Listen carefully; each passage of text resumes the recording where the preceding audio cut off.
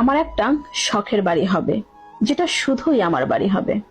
মানুষকে বলতে পারবো, হ্যাঁ, আমারও একটা বাড়ি আছে, শখের বাড়ি। আমার বাড়িটা অত বিলাসবহুল হবে না, খুব সাধারণ একটা বাড়ি হবে, যার নাম দিব আমার শখের বাড়ি।